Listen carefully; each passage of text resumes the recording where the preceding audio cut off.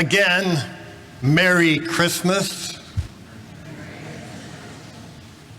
I've had this song on my mind for weeks now, Andy Williams. It's the most wonderful time of the year. Would you agree with me?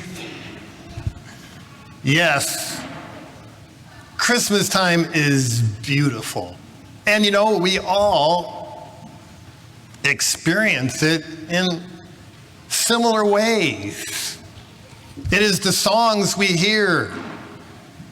It used to be back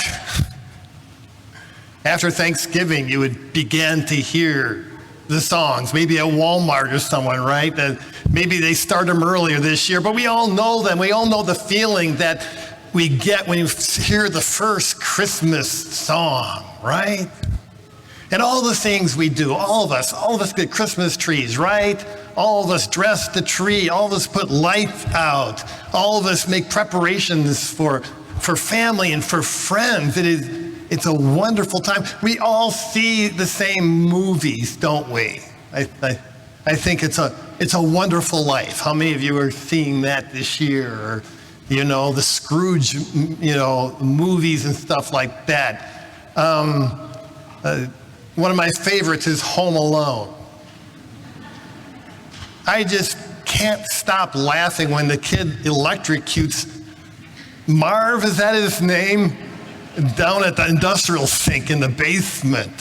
Some of you who don't know what I'm talking about, you'll have to go see it. Or his sidekick, whose head's on fire, so he sticks it in the sink with gasoline in it, thinking it's water to douse it. You know, it's just so funny, right? Yeah.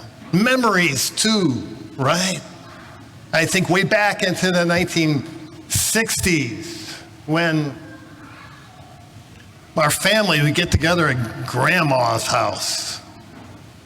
And Grandma's house is very small. You could almost fit the living room and the kitchen and the sanctuary here. See, my dad was oldest of 12 kids, and they had all kids. We had 50 people in that little place. I don't know how we did it, but we did. Good memories, right? So I do wish you a Merry Christmas, but I wish you something more than a Merry Christmas, something more than the sentimentality of this season. And what is it that I wish for you? Well, I'd like to pick up from a phrase that was sung in the song. Blessed are those who know the joyful shout. Blessed are those who know the joyful shout. Now, we all know lots of things, don't we? But do we know the joyful shout that springs out from the deepest wells within our soul and comes out? Do we know the joyful shout? Well, what is the joyful shout? The joyful shout has got something to do with the thrill of enlightenment. I hope you've all understood enlightenment in your life and experienced it, right? It's when you're in the dark about something, and all of a sudden it becomes clear, and you say, aha. Now, we have to get ourselves, I think, into the experience of the first generation Christians, because they were all Jewish. And they, like their ancestors, for generations, for centuries and centuries and centuries and centuries going back, they would go to their synagogues, they'd go to the temple, and they would hear the great prophecies of Isaiah and of Micah in the 8th century, proclaiming the future with the Messiah.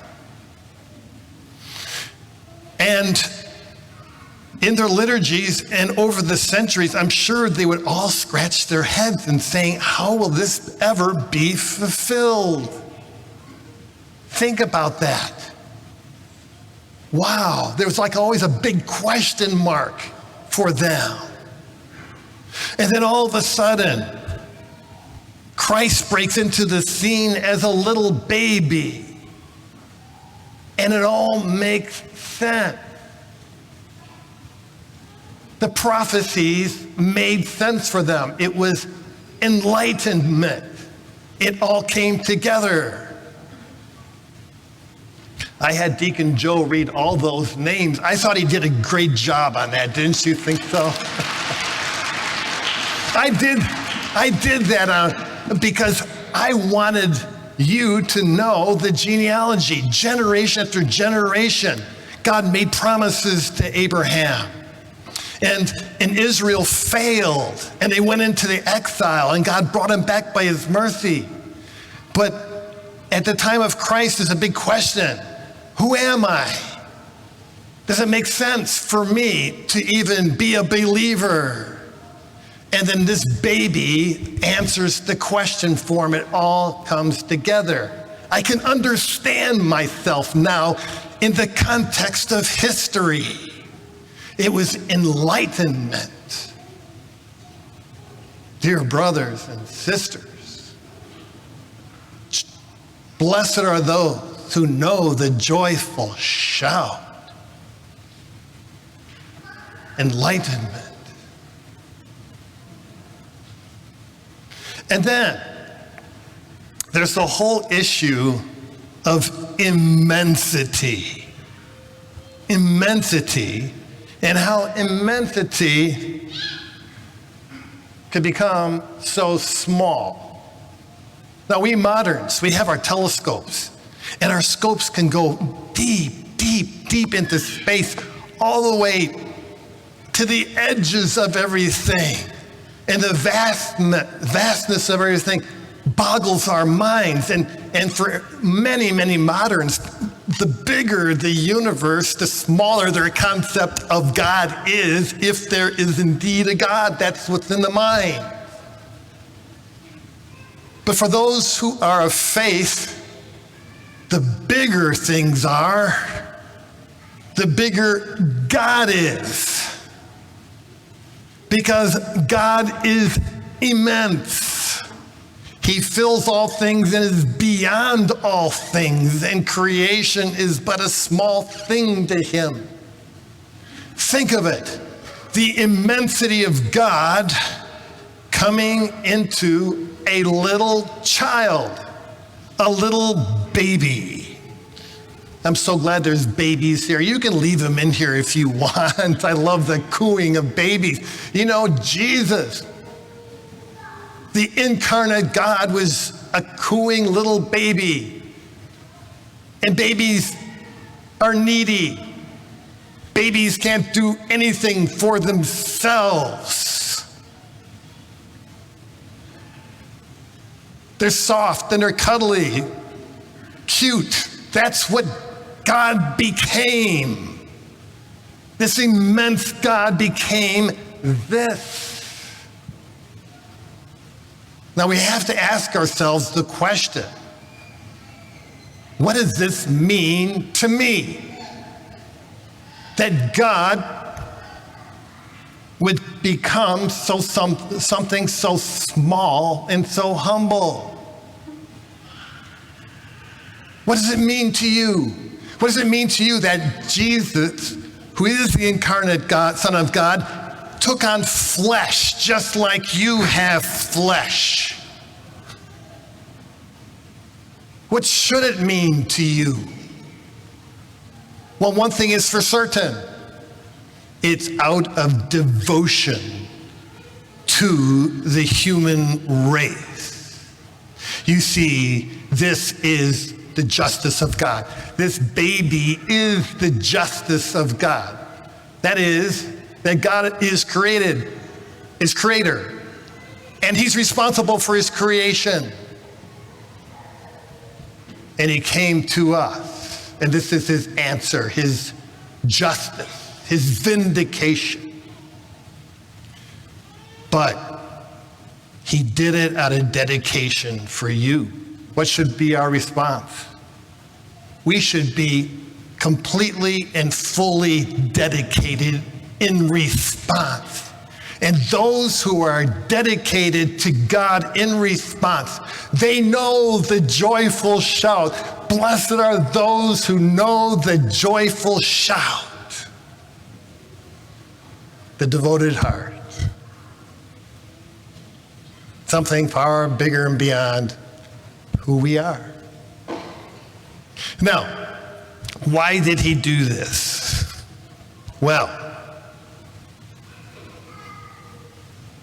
why did he become this small little baby? Well, the church fathers and mothers knew something that is of the utmost profundity. And that is, God became human so that humanity becomes God. With a small g, right? You see, we were made in the image of God. We are made for greatness. We are not made for smallness. And it's through the incarnation that God brings to us through faith when we attach ourselves to Jesus, when we attach ourselves to immortality, then we become great. We all want to be great. It's in us because we were made in the image of God. And so, dear brothers and sisters, let us respond in faith to this little baby, the immensity of God coming down on our level so that he can communicate his heart, his mind, his life to us, his immortality. And when we do, we find deep in within us, way down in that place, that hidden place of the Spirit, we feel immortality surging even through these mortal limbs. And we become immortal. We walk this world like immortal if we embrace the humility of God. Now, everything I told you is not sentimental, isn't it? No, it's not sentimental. It's deep theology. I do wish you a Merry Christmas with all that there is to experience. But I wish you something more than a Merry Christmas. I wish you this. Blessed are those who know the joyful shout.